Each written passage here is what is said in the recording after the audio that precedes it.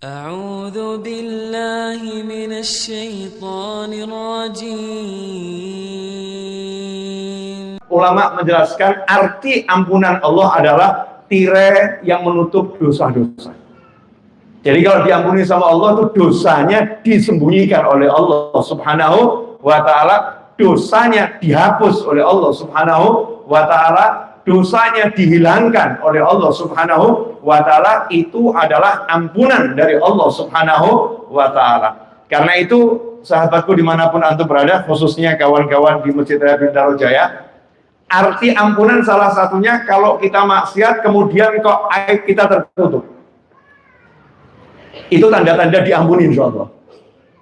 Walaupun mungkin belum sempat minta ampun, siapa tahu berkat punya tetangga yang baik, berkat punya tetangga yang baik, tetangga kita tiap malam mendoakan, ya Allah ampuni tetanggaku ini, padahal kita tidur ngorok pulas, tahajud enggak, zikir enggak, baca Al-Quran enggak, istighfar enggak, tapi punya tetangga yang mengistighfarkan, maka istighfar tetangga ini untuk tetangganya diijabahi, diterima oleh Allah Subhanahu wa ta'ala, tetangganya pun diampuni. Salah satu bukti diampuni adalah aibnya ditutup.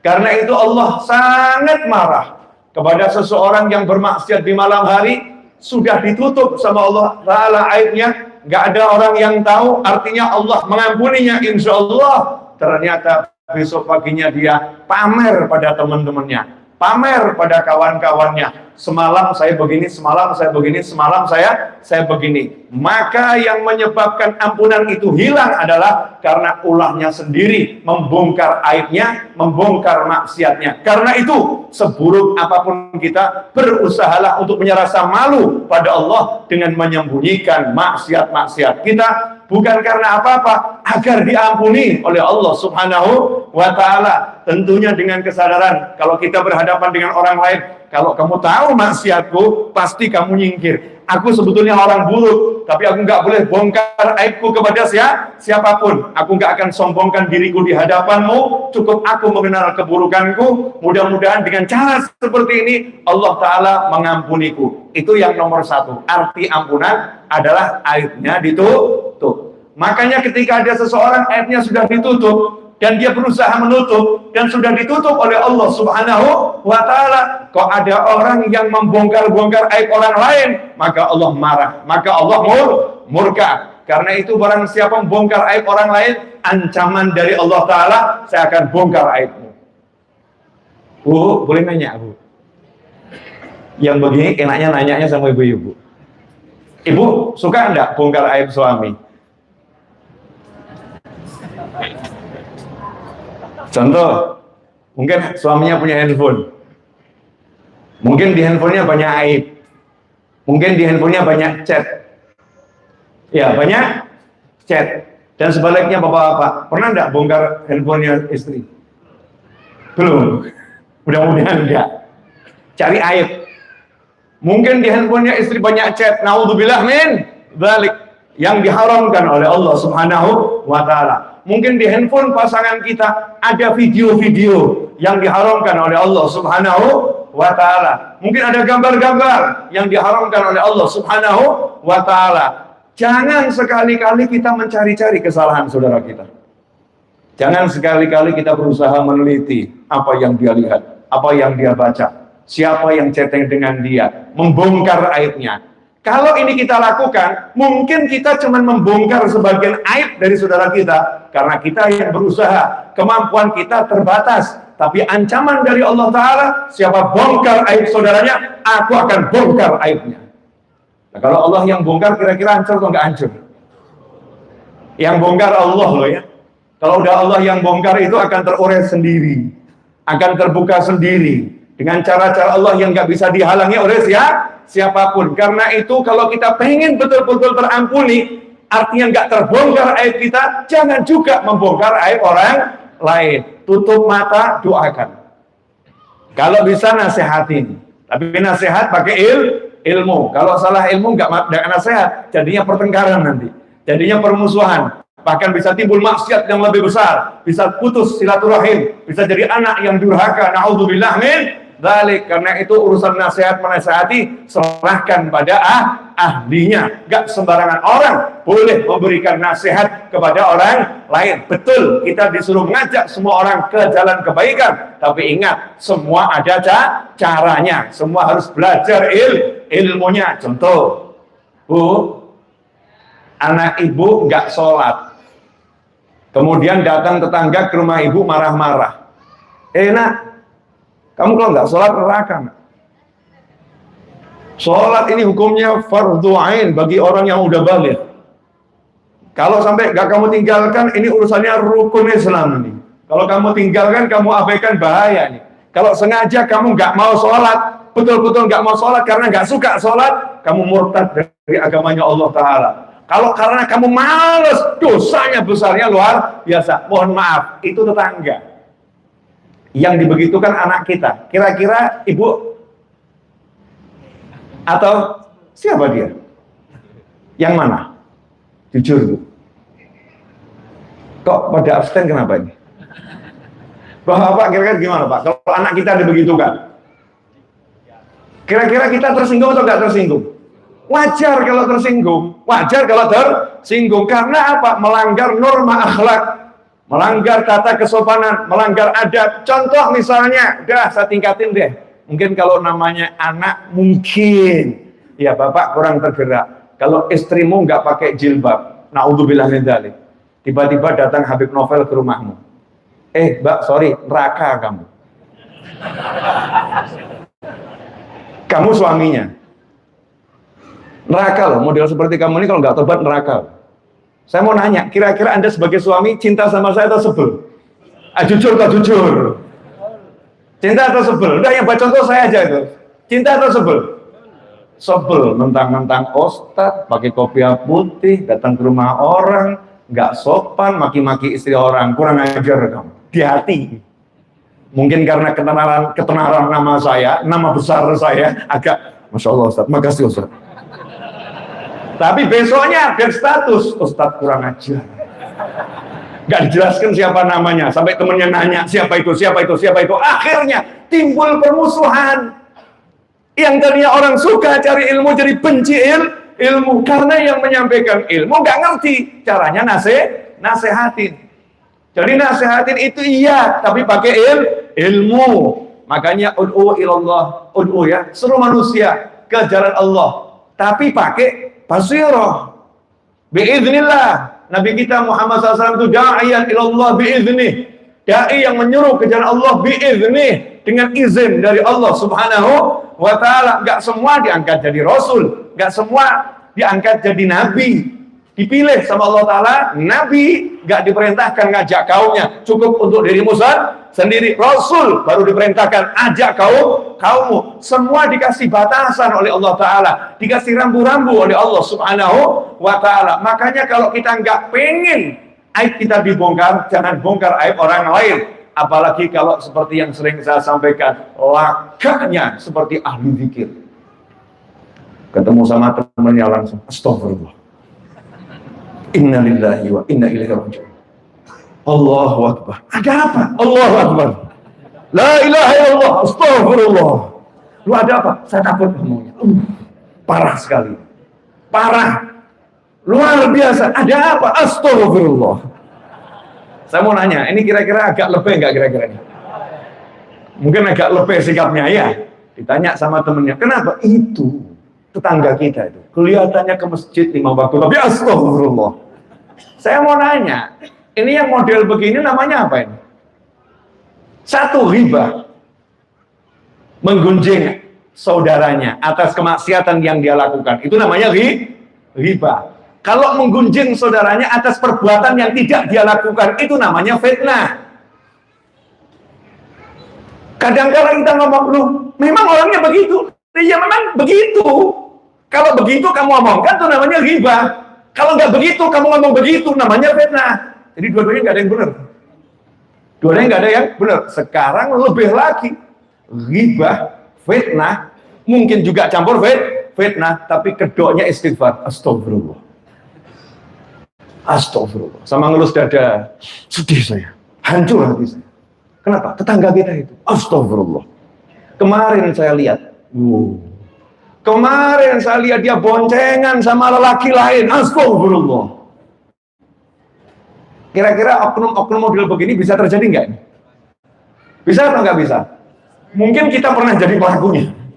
Secara nggak sadar. Ini bongkar aib orang lain. Ini bongkar aib orang lain. Ini perbuatan yang menyebabkan nanti akhirnya aib kita dibongkar sama Allah Subhanahu wa Ta'ala. Na'udzubillah min dzalik. Kalau seperti itu yang terjadi, maka kita nggak dapat ampunan. Padahal syarat masuk surga harus dapat ampunan. Nggak diampuni, nggak masuk surga. Jadi masuk surga itu nanti udah pakai scan gitu ya, terampuni, klik masuk. Kalau belum terampuni, nanti dulu mikir, selesaikan dulu urusanmu ini.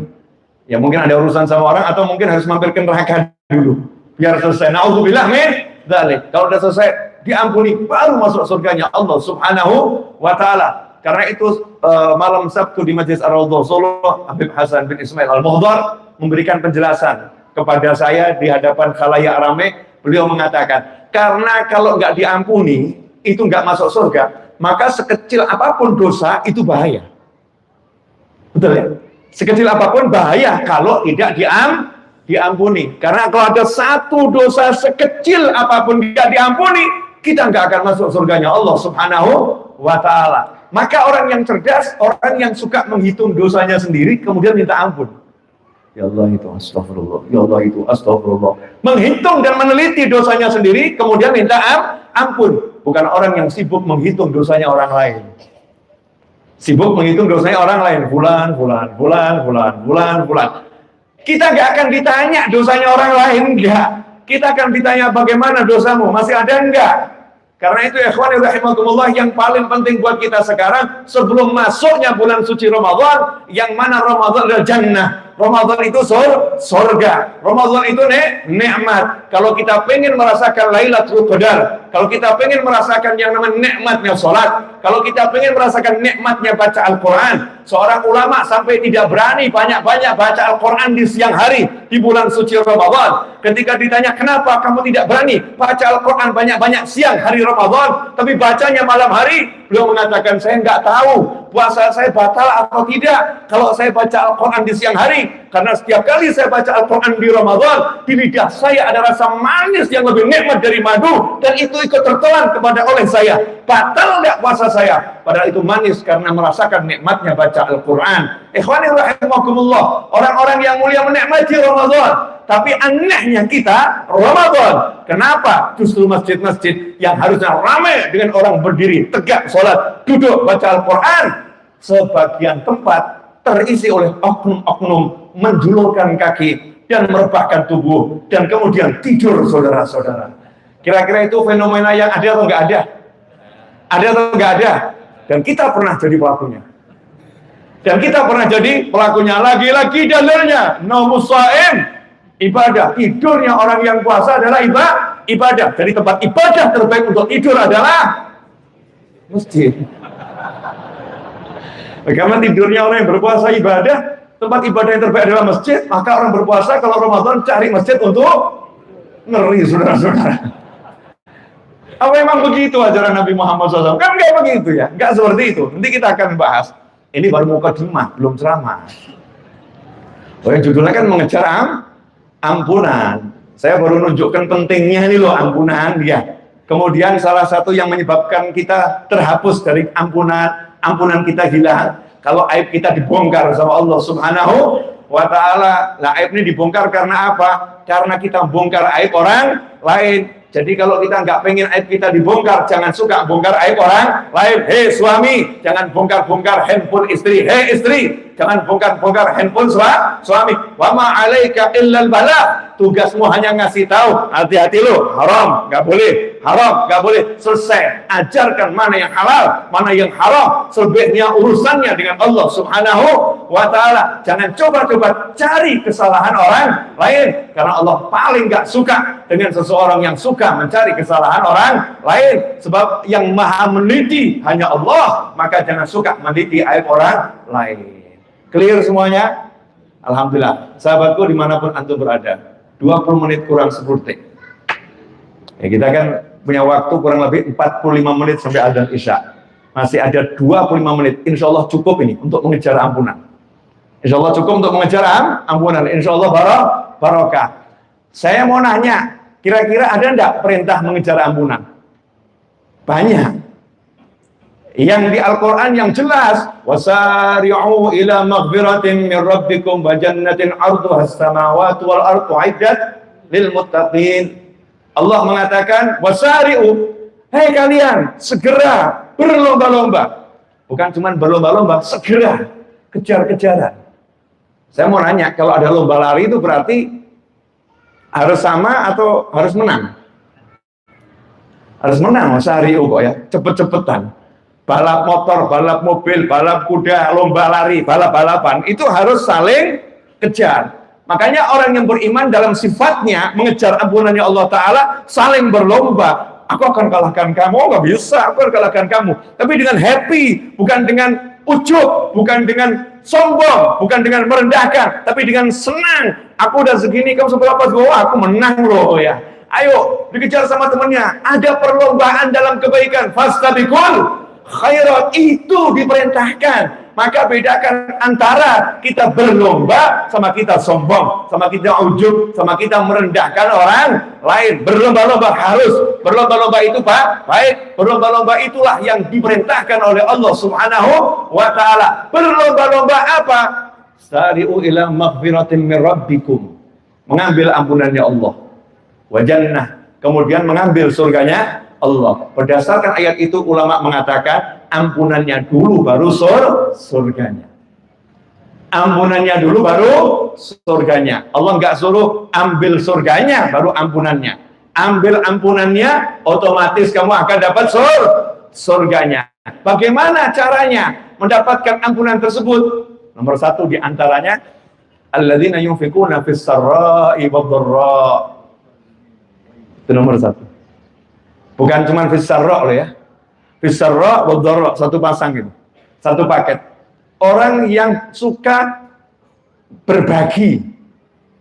Kalau diartikan sedekah, kadang-kadang ada sebagian yang merasa sedekah milik orang kaya. Kalau diartikan infak, kadang-kadang infak milik orang yang punya. Sehingga ketika dia nggak punya, dia merasa aku nggak perlu infak. Ketika dia miskin, dia merasa aku nggak perlu sedekah. Padahal sedekah, infak, hadiah, apapun itu namanya, berbagi adalah milik semua orang yang bertakwa. Orang bertakwa nggak kenal kaya, nggak kenal miskin, nggak kenal senang, nggak kenal susah. Pokoknya kamu bertakwa, kalau kamu pengen dapat surganya Allah Subhanahu wa Ta'ala, berlomba-lombalah untuk berbagi apa yang kamu miliki. Fisarra'i wad-dharra, baik dalam keadaan kamu senang maupun dalam keadaan kamu susah. Senang atau susah. Contoh, sedekah saat senang, temanten baru. Waktu jadi temanten baru dia royal, ini nih hadiah, manten aku royal bagi-bagi, bagus. Tapi ketika dharra, ketika dia kena musibah, dia nggak sedekah. Mobil barusan ketabrak, hancur. Sedekah dong. Gimana sih orang lagi susah, sedekah? Kamu nggak punya perasaan ya? Aku kan lagi susah, kenapa suruh sedekah? Jawabannya, kalau kamu pengen surganya Allah Ta'ala, jangan ada satu kesusahan pun yang merubah kebiasaanmu untuk berbuat baik. Walaupun mungkin nilainya berkurang. Contoh dalam hadis, sahabatnya Nabi Muhammad SAW yang sering kita ceritakan, gak punya apa-apa, ditawari oleh Nabi Muhammad SAW, siapa malam ini yang mau jamu tamu saya? Angkat tangan. Gak punya apa-apa. Pulang ke rumah, nanya sama istrinya, punya makanan? Ada buat anak kita. Ya udah, anakmu tidurkan saja. Kalau nangis gendong-gendong, nanti kalau udah capek kan berhenti nangisnya. Dia lupa sama laparnya. Makan ini buat tamu kita. Tamu kita gak bakal mau makan, Mas. Kalau makannya sendiri, harus kamu temani. Sederhana, ini satu porsi, hanya cukup satu tamu. Dan itu minim, jatah anak, bukan jatah orang dewasa. Kata suaminya, nggak jadi masalah, matikan lampunya, ada pokoknya diatur. Nanti saya pura-pura makan, tamunya nggak akan tahu. Yang penting tamunya makan. Ini waktu susah, sodako. Nggak punya. Ya nggak punya. Tapi memberikan apa yang dia punya. Ini orang yang luar biasa. Sampai subuh Rasul mengatakan kepada beliau, sesungguhnya Allah Ta'ala tertawa atas perbuatan kalian berdua. Menunjukkan betapa ridhonya Allah Subhanahu wa Ta'ala. Makanya kalau kita mau dapat ampunan Allah, syarat nomor 1, jangan pernah jadi orang pelit. Orang pelit susah dapat ampunan. Orang pelit dapat doa temannya aja susah ya. Betul ya? Orang pelit, coba kamu suruh doakan orang pelit, ikhlas atau agak pelit? Kita disuruh mendoakan orang yang bakhil. Kira-kira kita ikhlas mendoakan atau kita agak bakhil juga mendoakan? Traktir nggak pernah, punya acara nggak pernah ngundang, punya duit cuma ngasih kabar baik aja, alhamdulillah baru turun 2M. Tapi nggak pernah nyipratin. Kira istighfar, ya Allah ampuni. Dia nanti dulu ya Rob. Mikir kali kita mungkin mikir karena orangnya pelit. Makanya dikatakan dalam sebuah hadis, al-bakhil, orang yang kikir jauh dari Allah, jauh dari Rasulullah, jauh dari surga, jauh dari masyarakat, dekat dengan neraka. Tapi kalau orang yang dermawan dekat dengan Allah, dekat dengan manusia, dekat dengan surga, jauh dari neraka. Karena itu makna dari sedekah, infak, berderma, berbagi, waktu senang atau susah adalah jangan jadi orang pelit. Jangan pelit pada orang lain, jangan pelit pada dirinya sendiri. Apalagi yang namanya suami, Masya Allah. Sama istri jangan pelit-pelit Pak. Jangan pelit. Tenang Bapak, tenang. Jangan biasa seperti itu. Biasanya Habib yang diomongkan istri, Habib. Kenapa malam ini suami? Iya, suami dulu. Karena mau berbelok istri. Biar nggak begitu terasa gitu ya, paham ya? Jadi suami jangan pelit. Anda alhamdulillah kan waktu Anda sudah sedekah untuk istri, betul? Mestinya pagi jam 9 bisa tidur, pagi jam 10 bisa tidur, bisa nggak? Mestinya bisa, karena Anda kan cukup hadir majelis di Jakarta ini, cek jadwal pengajian, insya Allah dapat makan. Ya, ini makanan yang dibagi di majelis ini, jam sekian majelis ini, jam sekian majelis ini, rutin di Jakarta. Cukup modal sepeda ontel ya, sepeda kayu, kalau untuk makan saja beres. Tapi gara-gara ingat istri butuh makan yang lebih, anak butuh makan yang lebih, waktu Anda sedekahkan untuk keluarga, berarti Anda tidak pelit, Anda dermawan, Masya Allah, luar biasa. Istri, jangan pelit kepada suami yang seperti itu. Ibu, kalau ibu di lemari ada cincin 10 emas semua, siap nggak dijual untuk Kang Mas?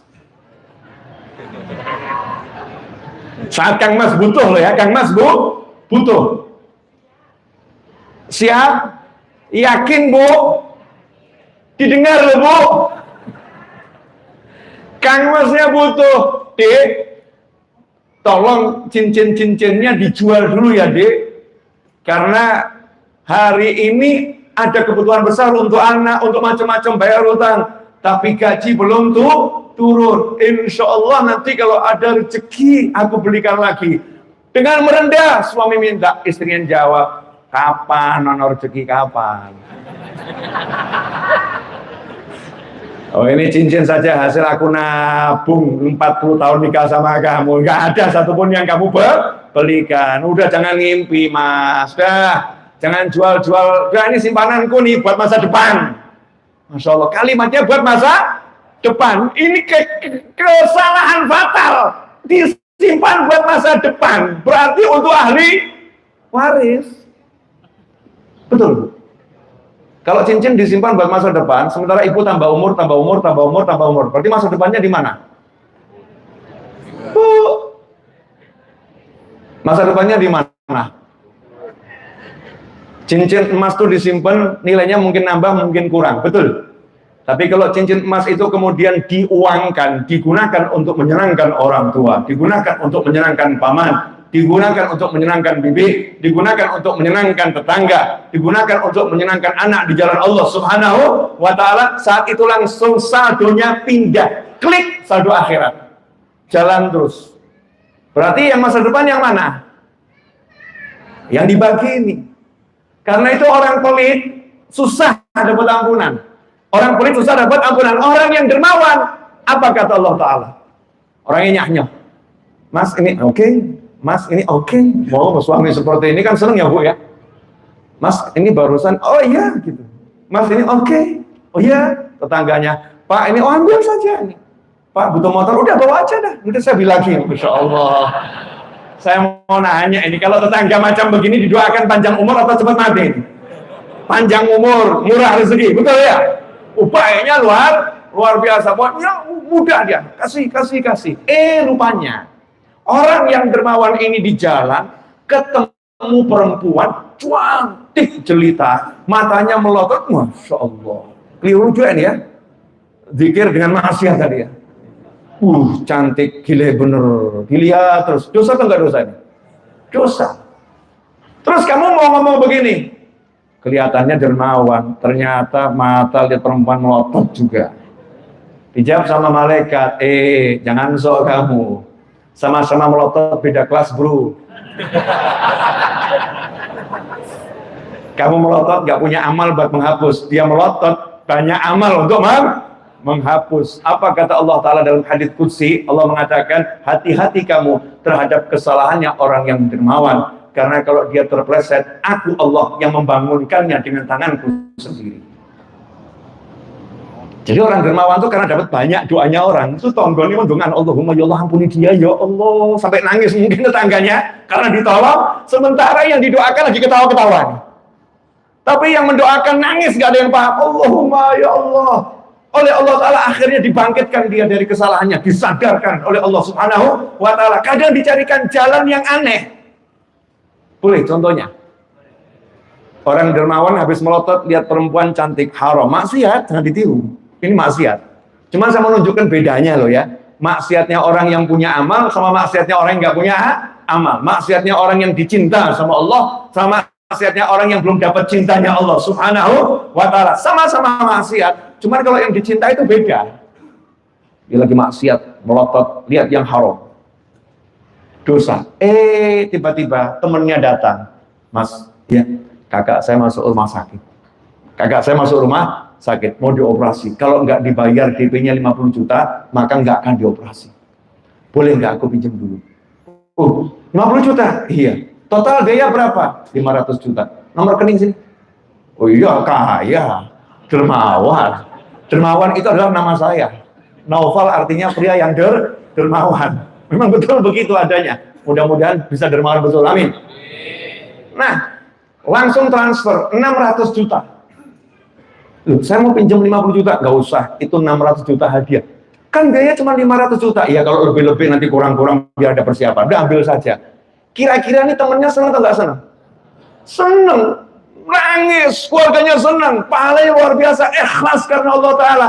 Pahalanya ini Allah yang adakan untuk dia. Allah datangkan orang yang butuh, Allah datangkan orang yang butuh bantuan, Allah datangkan orang yang butuh pertolongan. Untuk apa? Agar dosa hamba ini terhapus. Allah beri dia amal soleh, karena ini orang yang dicintai Allah Ta'ala.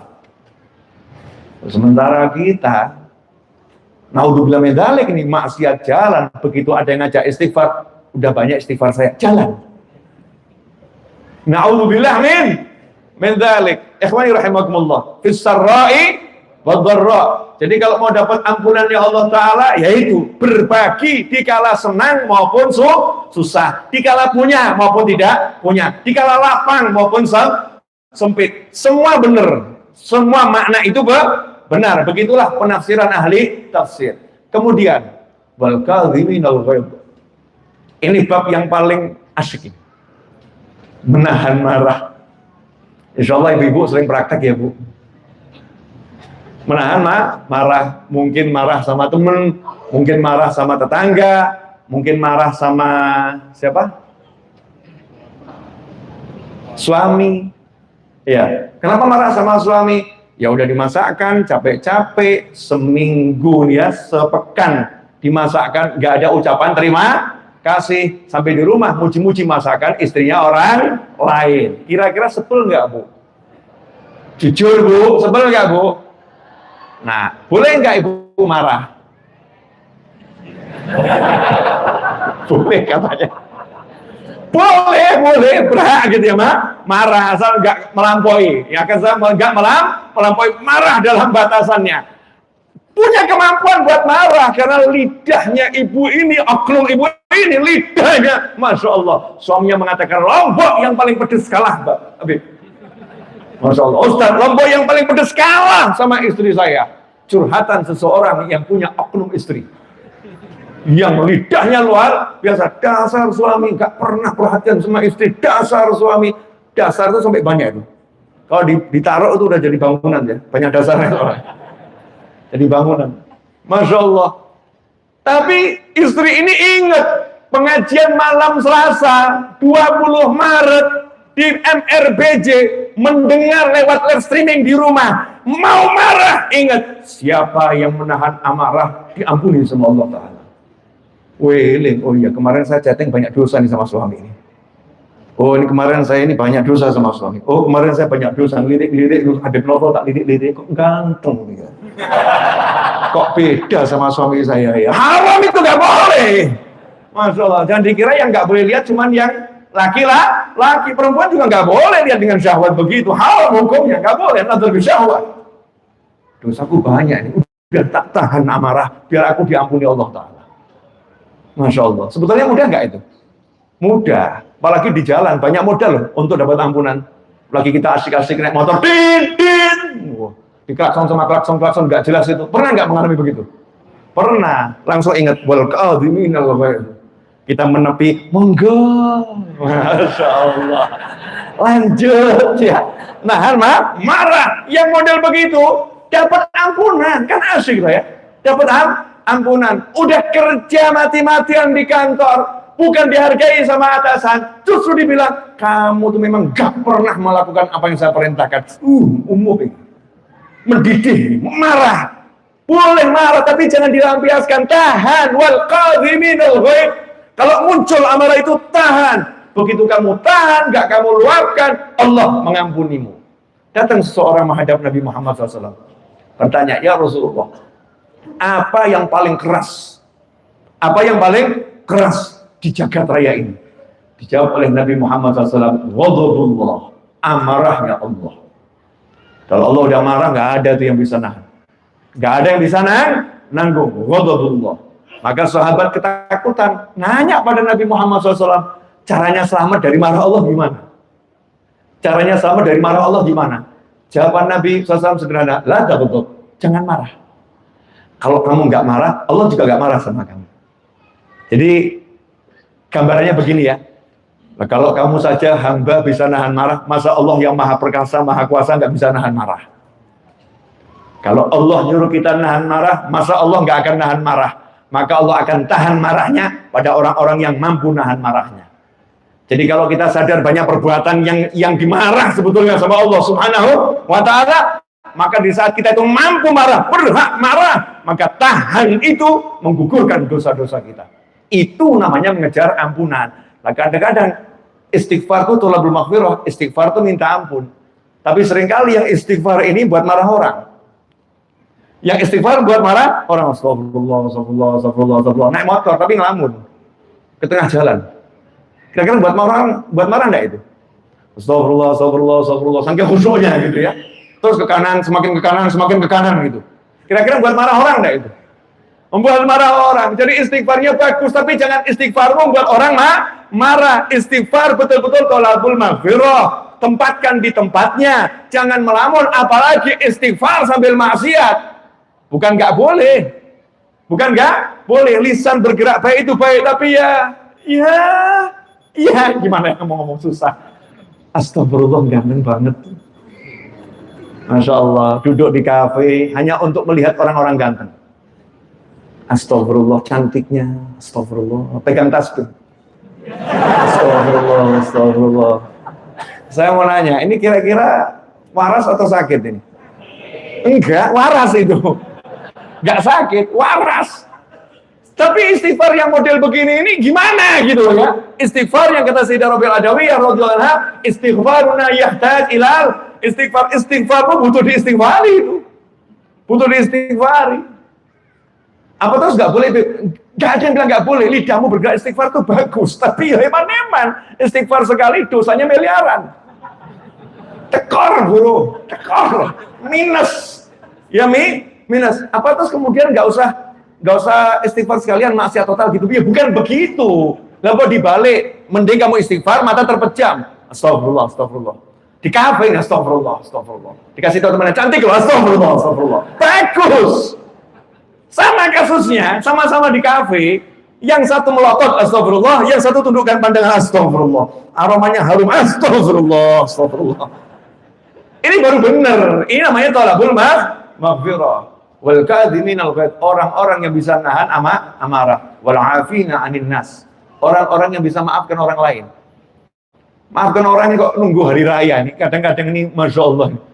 Ini adat yang wanginya luar biasa. Hari raya itu betul hari bahagia. Namanya bahagia, ya ayo maafan. Tetapi minta maaf jangan nunggu hari raya. Memberi maaf jangan nunggu hari raya. Jangan menunda memberi maaf. Karena kalau sampai masuk bulan suci Ramadan kita masih punya benci pada seorang muslim, Allah nggak akan berikan kita rahmat, ampunan, pembebasan dari siksa api neraka, Lailatul Qadar, dan jaminan surga, serta berbagai benefit yang ada di bulan Ramadan diblokir. Kita nggak dapat by system. Dilihat hati kita masih benci dengan seorang muslim. Ngeri atau nggak ngeri? Ngeri. Jadi maafkan saja, tapi hutangnya 10 M belum dibayar. Hutangnya 10 miliar belum dibayar, nggak apa-apa, maafkan, hutangnya sudah bayar. Assalamualaikum Mas, Waalaikumsalam. Gimana kabarnya? Mau Ramadan ya? Kosong-kosong ya? Iya, kosong-kosong. Tapi hutang tetap loh. Kan enak ya? Hutang tetap loh ya. Saya nggak marah sama kamu, saya doakan ada rezeki ya. Cuma ngingetin aja kalau ada titik-titik gitu. Hatinya tapi plong, nggak ada permusuhan. Jangan ada orang punya hutang kita musuhin. Orang itu nggak dapat rahmat, kita nggak dapat rahmat. Bagaimana rezekinya akan nambah? Bagaimana dapat hidayah? Bagaimana akan sadar lawan kita benci sama dia? Kalau kita nggak benci, nanti rezekinya akan turun. Allah akan rubah hatinya, Wal'afina 'anil nas, bisa memaafkan orang lain. Yuk belajar maafkan, yuk mulai dari pasangan hidup kita masing-masing. Tak maafkan Mas, salah buahnya aku tahu. Tapi aku tuh lebih butuh ampunan Allah dan maafnya Allah daripada yang lain. Masya Allah, tak maafkan. Hubungannya ke Allah terus, kan enak. Gak usah hitung-hitungan sama manusia, ruwet hitung-hitungan sama manusia ini. Dah sama Allah, ya Allah, pokoknya ampuni aku ya Allah ya. Kamu janjikan ya Rob, kalau aku maafkan orang, engkau maafkan aku kan? Oke. Nah, maafkan. Temennya heran, kamu kok berubah jadi pemaaf? Oh iya, aku butuh maafnya Allah kok. Aku butuh maafnya Allah. Siapa yang ngajarin kamu? Al-Quran. Yang ngajarin Al-Quran. Minta maaf dan maafkan orang lain. Ini perbuatan yang mudah. Jangan sampai masuk Ramadan masih ada rasa dendam dan benci pada siapapun. Wallahu yuhibbul muhsinin. Dan Allah suka kepada orang yang suka berbuat baik. Salah satu cara biar kita bisa maafkan orang itu adalah dilanjutkan. Habis maafkan kirim hadiah. Itu insya Allah nanti nafsu kita akan tertekan betul. Apalagi kalau pria sama pria ya. Mas, maafkan aku ya. Oh, sama-sama Mas, pegang tangannya, cium. Masya Allah, loh aku yang punya salah. Nggak apa-apa. Judulnya, berbuat baik. Kemudian keluarkan duit. Wah, di kantong yang ada kok 10.000, kasihkan. 100.000, kasihkan ya. Ternyata di kantong adanya kok 1 juta, kasihkan. 10 juta, kasihkan gitu ya. Yang punya salah bingung, kamu ini kenapa? Kesurupan? Enggak, cuman ini pangkat tertinggi, bukan sekedar memaafkan. Wallahu yuhibbul muhsinin. Yang tadinya dapat maghfirah sekedar masuk surga. Nah kalau wallahu yuhibbul muhsinin, Allah mencintai orang-orang yang suka berbuat baik. Ketika dia buat marah, dia tahan. Setelah itu dia maafkan. Setelah itu dia beri hadiah. Setelah itu dia doakan. Setelah itu dia tutup aibnya orang tersebut. Allah cinta sama orang itu. Artinya apa kalau Allah cinta? Allah buat pengumuman, hamba-hambaku, itu kekasihku. Selesai. Malaikat di kanan nulis terus, dan di kiri sibuk menghapus. Kekasih Allah. Ojo ditulis salah, kekasih Allah nih. Jangan ditulis salahnya. Ini kekasih Allah. Kok bisa? Udah. Ada malaikat khusus yang tugasnya mintakan ampun buat dia. Kehapus dengan sendirinya. Terhapus basis sistem. Karena itulah Rasul mengatakan kepada ahli Badar, orang-orang yang pernah ikut perang Badar, sahabat radhiyallahu ta'ala majma'in, orang-orang yang ikut perang Badar jangan disamakan dengan yang lain. Kekasih-kekasih Allah yang pangkatnya tinggi. Allah mengatakan, "I'malu ma syi'tum fa inni qad ghafartu lakum." Silahkan kalian berbuat apapun terserah. Sudah keumumkan, aku telah mengampuni kalian. Apapun dosanya ini predikatnya terampuni. Untuk dosa yang sudah dan yang akan terampuni, selesai. Itu sahabat yang ikut perang Badar. Kenapa? Mahbub indallah, dicintai oleh Allah Subhanahu wa taala. Lah kalau kita masuk pangkat ini dicintai oleh Allah. Dan ternyata mudah loh. Model goreng tempe kirimkan orang yang muslim kita, selesai. Ibu-ibu kok ternyata punya tetangga di pojok sana sukanya ghibah ibu-ibu, namimah ibu-ibu, musuhin terus. Malam-malam dia lagi tidur, ibu angkat tangan, ya Allah, fulanah ya Rabb, dan fulan ya Rabb, ampuni dosa-dosanya, angkat derajatnya, muliakan dia, jadikan anak-anaknya soleh dan solihah. Ikhlas mendoakannya dan pernah ngomong, jangan besoknya ngomong, walaupun kamu benci tak dengerin terus lu ya. Jangan. Diam saja, itu rahasia kita dengan Allah Subhanahu wa taala. Terus kita kirim tempe goreng, kasih ke pisang goreng, kirim ke. Tiap hari begitu. Dimusuhin, tapi yang ada kebaikan-kebaikan. Orang ini mahbub indallah, dicintai oleh Allah Subhanahu wa taala. Akhirat, seorang ulama mencontohkan, pernah di tengah pengajian dicaci, dimaki, dihina. Ulama tadi pulang ke rumah, masuk ke kamar mandi, keluar dari kamar mandi, istrinya lihat ulama tadi nangis jadinya. Maka istrinya nanya, wahai suamiku, tenangkan dirimu. Kenapa nangis? Setelah tenang ditanya, kenapa nangis? Jangan jadi istri yang kurang pinter. Begitu lihat suaminya nangis, langsung, ada apa mas? Apa yang terjadi mas? Ya, Masya Allah, tambah gugup tuh suaminya. Jadi seperti Sayyidah Khadijah radhiyallahu ta'ala anha, nggak nanya masalahnya apa, ditenangkan dulu suaminya. Setelah reda ya rasa yang nggak enak di hatinya, baru menanyakan apa yang terjadi padanya, kemudian disolusikan masalahnya. Itulah istri yang solihah, yang layak dicari oleh pria-pria yang ada di MRBD yang belum menikah. Amin. Oh, yang amin berarti belum menikah tadi ya. Nah, ternyata ulama tadi ditanya sama istrinya, kenapa kamu nangis? Itu. Jawabannya, tadi saya di majelis dicaci maki orang. Kamu nih gimana sih? Dicaci maki orang kok nangis? Gak boleh seperti itu. Maafkan orang, jangan ada dendam, jangan ada benci. Istrinya nih ya nasihatin bagus ya, cuman nggak tahu level suaminya. Suaminya jawab, aku bukan nangis karena dicaci maki. Loh, kenapa kamu nangis? Karena aku terlambat memaafkan. Jadi aku tadi itu nggak marah, tapi belum memaafkan. Baru wal kadhiminal ghaidha, aku tahan marahku. Pulang ke rumah, aku baru bisa memaafkan tadi. Beberapa langkah meninggalkan majlis, perjalanan pulang ke rumah, baru bisa aku maafkan. Betapa jeleknya aku, kok aku terlambat memaafkan ikhwati, saudara-saudaraku. Innamal mu'minuna ikhwah. Orang beriman itu saudara. Kenapa aku terlambat memaafkannya? Kenapa nggak langsung memaafkannya? Kenapa tertunda-tunda memaafkannya? Karena itu ajaran dari sholat Jumat. Khatib Jumat itu nggak boleh punya dendam. Kalau khatib Jumat punya dendam, doanya tidak kabul. Pasti tanda tanya ya. Rukunnya khutbah Jumat yang kedua apa itu? Di antaranya istighfar untuk mukminin wal mukminat. Judulnya apa? Al mukminin wal mukminat, lil mukminin wal mukminat. Artinya untuk semua orang beriman, laki-laki dan perempuan yang pernah hidup, yang masih hidup dan yang akan hidup. Semuanya dimintakan ampun. Allahumma gfir lil mu'minina wal mu'minat. Ternyata khatib Jumatnya punya dendam, kecuali Habib Novel. Di hatinya begitu, batal nih doanya. Doanya batal demi hukum. Karena doanya harus betul-betul untuk semuanya, nggak boleh ada satupun yang dikecualikan. Nggak boleh ada yang dikecualikan semuanya. Allahumma gfir lil mu'minina wal mu'minat. Setiap Jumat, dan kita jadi makmum, jadi pendengar, disuruh mengamini, dan itu ditaruh paling akhir. Insya Allah semua mendengarkan. Amin, amin. Artinya tiap Jumat kita dididik, gak boleh masuk masjid, keluar masih ada dendam dengan muslim yang lain. Indah nggak Islam itu?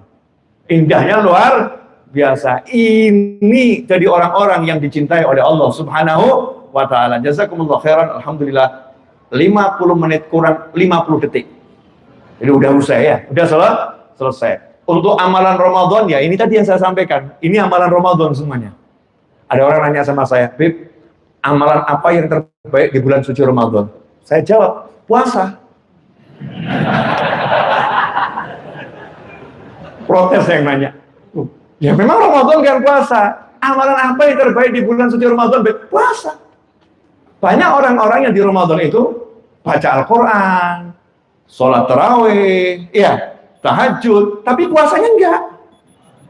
Maksudnya puasanya enggak gimana? Dia puasa dari pagi sampai dari subuh sampai maghrib puasa, tapi lidahnya gunjing, lidahnya namimah, matanya melihat yang haram, telinganya mendengar yang haram, dia melakukan bisnis-bisnis yang haram, perbuatan-perbuatan yang haram. Ini bukan puasa, ini hanya menahan lapar dan dahaga. Shaim itu bukan itu, puasa. Jadi puasalah mendengar yang haram, puasalah melihat yang haram, puasalah berbicara yang haram, puasalah menyentuh yang haram, puasalah mengkonsumsi yang haram, puasalah punya hati yang haram, hati yang benci, hati yang dengki, hati yang iri, hati yang ujub, hati yang takabur. Puasa, tinggalkan semua itu, baru itu ibadah kita benar. Makanya ibadah terbaik di bulan puasa apa?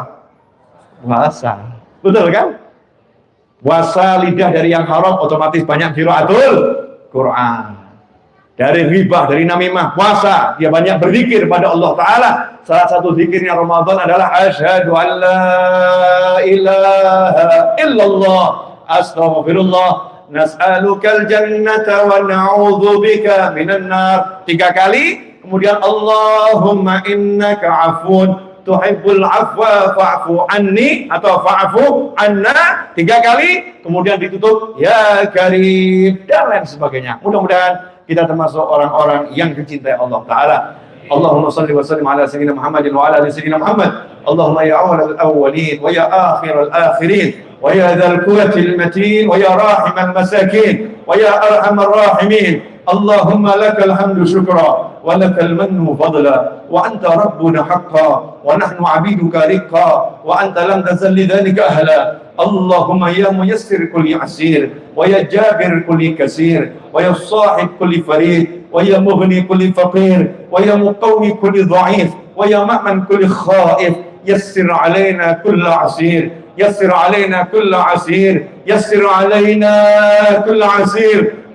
يسير الأسير عليك يسير. اللهم يا من لا يحتاج إلى البيان والتفسير حاجاتنا إليك كثير، حاجاتنا إليك كثير وأنت عالم بها وبصير. اللهم إنا نخاف منك ونخاف ممن يخاف منك ونخاف ممن لا يخاف منك. اللهم بحق من يخاف منك نجنا ممن لا يخاف منك بحرمة سيدنا محمد صلى الله عليه وسلم. احرسنا بعينك التي لا تنام واكنفنا بكنفك الذي لا يرى وارحمنا بقدرتك علينا فلا نهلك فأنت رجاؤنا وذكرتنا برحمتك يا أرحم الراحمين. اللهم اغفر لنا ولوالدينا، اللهم اغفر لنا ولوالدينا وارحمهما كما ربيانا صغارا.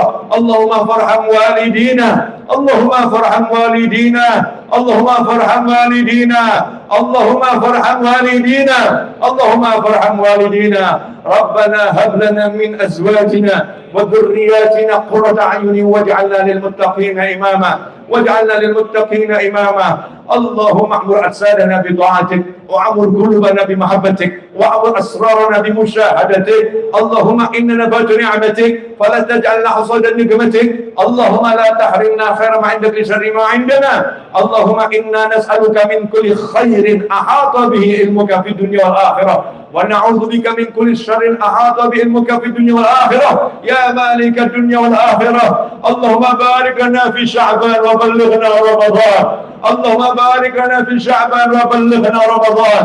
اللهم بارك لنا في شعبان وبلغنا رمضان واكتبنا ممن قامه وصامه إيمانا واحتسابا حتى نحظى بالغفران والعتق من النيران والفوز بالجنان يا أرحم الراحمين، يا أرحم الراحمين، يا أرحم الراحمين. اللهم يا رب, tolong ampuni kedua orang tua kami, senangkan kedua orang tua kami, bahagiakan kedua orang tua kami. Yang sakit di antara orang tua kami tolong sembuhkan ya Allah. Lindungi orang tua kami ya Arhamar Rahimin dari segala macam keburukan dunia dan keburukan akhirat. Lindungi orang tua kami, ayah bunda kami, ibu bapak mertua kami ya Arhamar Rahimin. Lindungi semuanya dari keburukan dunia dan keburukan akhirat. Jadikan keduanya mulia dunia, mulia akhirat. Selamat dunia, selamat akhirat. Tentram dunia, tentram akhirat, ya Arhamar Rahimin. Terkhusus untuk yang masih hidup di antara orang tua kami, ya Allah. Tolong izinkan orang tua kami bersama kami menikmati bulan suci Ramadan tahun ini dan tahun-tahun yang akan datang, ya Allah. Jadikan kami dapat menyantap hidangan berbuka bersama, ya Allah. Salat berjamaah bersama, ya Allah. Membaca Al-Quran bersama orang tua kami, ya Allah. Tolong panjangkan usia orang tua kami, ya Arhamar Rahimin. Izinkan kami mendengar candanya, mendengar tawanya, melihat kebahagiaan wajah dan parasnya, ya Arhamar Rahimin. Jadikan itulah kesenangan kami duduk bersama orang tua kami, ya Allah. Bercanda bersama orang tua kami, ya Allah. Bersenang-senang dengan orang tua kami di jalan-Mu, ya Arhamar Rahimin. Ya Allah, jadikan orang tua kami selama-lamanya bahagia, ya Allah. Dalam kebahagiaan yang Engkau ridhai, ya Allah. Dan untuk orang tua kami yang telah tiada di alam barzakh sana, ya Allah, senangkan orang tua kami, ya Allah. Sampaikan berita-berita yang menggembirakan hati mereka di alam arwah sana, ya Allah. Jadikan mereka berbangga dengan kami di hadapan para nabi, para siddiqin, para syuhada dan para solihin, di hadapan orang-orang yang beriman. Jadikan mereka membanggakan kami. Itulah anakku, itulah cucuku. Jadikan mereka membanggakan kami di alam barzakh sana, ya Arhamar Rahimin. Ya Allah, teruntuk orang-orang yang kami cintai, ya Allah. Pasangan hidup kami, ya Allah. Pasangan hidup kami, ya Allah. Anak keturunan kami, ya Allah. Sahabat-sahabat kami, ya Allah. Orang-orang yang berbuat baik kepada kami, ya Allah. Tolong jadikan semuanya sampai bulan suci Ramadan, ya Allah. Jadikan semuanya masuk Ramadan iman dan wahtisaban. Semuanya beriman, percaya padamu, ya Allah.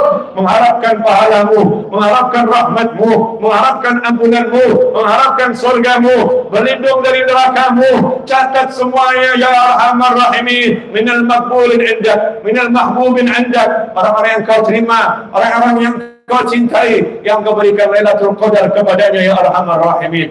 Berikan Lailatul Qadar kepada kami, ya Arhamar Rahimin. Ya Allah yang Maha Pengasih, ya Allah yang Maha Penyayang, ya Allah. Jadikan kami istiqomah selamanya dalam taat, ya Allah. Jadikan kami wafat dalam taat kepadamu, ya Allah. Setelah panjang usia dalam segala kebaikan, kenikmatan, ketaatan, keridhaan, ya Arhamar Rahimin. Kelak beri kami akhir usia yang indah, ya Allah. Lindungi kami dari akhir usia yang buruk, ya Allah. Tetapkan kami dengan husnul khatimah, ya Arhamar Rahimin. Jadikan kami mengecat nikmatnya ibadah di dunia ini sebelum di akhirat nanti, ya Allah. Berikan kami wafat dalam sujud, wafat dalam qiraah, wafat dalam dakwah, wafat dalam berderma, wafat dalam salat, wafat dalam tilawah, wafat dalam ta'ah, ya Arhamar Rahimin. Keindahan yang Engkau berikan kepada hamba-hamba-Mu saat meninggal dunia, berikan kepada kami semua setelah usia panjang dalam semua kenikmatan, dalam semua kebahagiaan, dalam semua ketentraman, ya Allah. Terkhusus untuk Masjid Maraya MRBJ, ya Arhamar Rahimin, Masjid Raya Bintaro Jaya, ya Allah. Semua yang mengurus masjid ini, ya Allah, berikanlah kemudahan, berikanlah pertolongan, berilah cintamu, ya Arhamar Rahimin. Angkat derajatnya di sisimu, ya Allah. Senangkan keluarganya, jadikan pasangan hidupnya saleh salihah, jadikan anak keturunannya minal adkiya, minal nujaba, orang-orang yang bertakwa, orang-orang yang cerdas, ya Arhamar Rahimin. Limpah-limpahkan rezeki untuk mereka, ya Arhamar Rahimin, dari segala arah, tanpa susah payah. Rezeki yang tidak disiksa karenanya, rezeki yang mengantarkan pada surgamu, ya Allah. Dan juga untuk semua yang bantu terlaksananya majlis ini dan kegiatan di masjid ini dan kemakmuran masjid ini, dengan hartanya, dengan tenaganya, ya Arhamar Rahimin, yang menjaga kami saat mengaji, ya Allah. Saudara-saudara kami yang di depan, ya Allah, yang mengamankan majlis ini, yang menjaga kendaraan kami, yang menjaga sandal-sandal kami, yang membersihkan tempat ini, ya Allah. Angkat semuanya derajatnya di sisimu, ya Allah. Beri kemudahan, kenikmatan, kebahagiaan dalam dirinya, orang tuanya, keluarganya, anak keturunannya, sahabatnya, ya Arhamar Rahimin. Ya Allah yang Maha Pengasih, ya Allah yang Maha Penyayang, ya Arhamar Rahimin. Dimanapun kami berada, ya Allah, berilah kami keselamatan, ya Allah. Dimanapun kami berada, berilah kami keselamatan, ya Allah. Dimanapun kami berada, berilah kami keselamatan, ya Arhamar Rahimin. Allahumma ashraqal badru alaina wa ikhtafa badru tamami mithla husni ma ra'ayna fil liqa'aini was salami. Rabbi faj'al mujtama'na ghayatuhu husnul khitami واعطنا ما قد سألنا من عطاياك الجسام واكرم الأرواح منا بلقاء خير الأنام وابلغ المختار عنا من صلاة والسلام ربنا تقبل منا إنك أنت السميع العليم وتب علينا إنك أنت التواب الرحيم برحمتك يا أرحم الراحمين يا أرحم الراحمين يا أرحم الراحمين وصلى الله على سيدنا ومولانا محمد وآله وصحبه وسلم الحمد لله رب العالمين على هذه النية وعلى كل نية صالحة جامعة نافعة وعلى ما نوى ببيعه وإلى حضرة النبي صلى الله عليه وسلم الفاتحة. أعوذ بالله بسم الله الرحمن الرحيم الحمد لله رب العالمين مالك يوم الدين إياك نعبد وإياك نستعين اهدنا الصراط المستقيم صراط الذين أنعمت عليهم غير المغضوب عليهم ولا الضالين آمين.